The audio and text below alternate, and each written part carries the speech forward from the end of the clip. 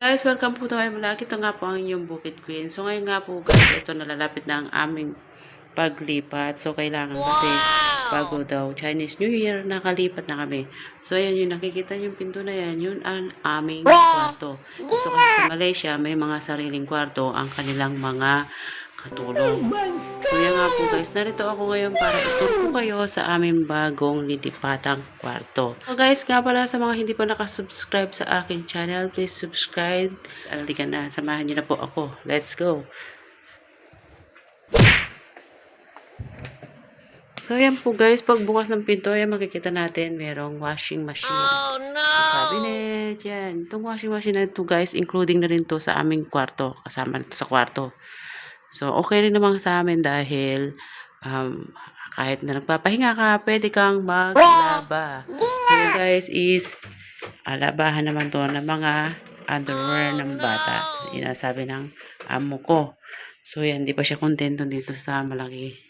Bumili pa talaga. Guys, dito sa kwarto namin, may sarili din kaming pinto. Ayan.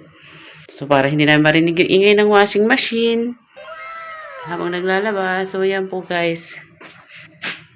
Dito guys ay may makikita kang double deck. Ayan. Isa sa kasama ko at isa sa akin. So syempre malaking tao ang yung Bukid Queen. So dapat sa baba lang siya. Kasi baka bumagsak. Ayan po guys. Dito yung sa kasama ko. Ayan. Diyan siya nakapwesto. At dito naman ang inyong lingkod. Si Bukid Queen. So, yan. Dito guys, wala kang makikitang space. Diyos ko po, ang liit. Wala rin lagayan ng damit. So, kanya-kanya, diskarte lang. Pero okay lang yun guys, kasi ang mahalaga naman is, mayroong kayong privacy. So, at ang kinaganda nga lang po nga ngayon guys, dito ay meron kaming ganito. Aircon. Para malamigan. Para pagmamahal ko lang sa'yo na kasing lamig ng kanit. Charot! So, yun po guys. Yan ang kinagandahan dito guys. Meron kaming sariling aircon. Tapos dito nga po nga guys sa aming kwarto, meron din kaming sariling CR. So, yan. So, diba? Ang sosyal. May shower.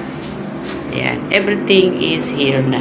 So, hindi mo na kailangan pumunta sa kabilang kwarto para maki-CR. At dapat lang naman yun guys. So, ito yun.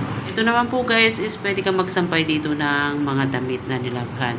Lalo na kung nag-uulan, mas madaling matuyo dito guys dahil sa aircon na yan. So, yun nga po guys. So, yun, napakita ko na sa inyo ang bago namin dilipatan ng bahay. So, sobrang ganda nga po guys. Para sa akin is okay ito kaysa wala. Kasi yung iba kasi, hindi lahat ng katulong guys ay nagkakaroon ng sariling kwarto.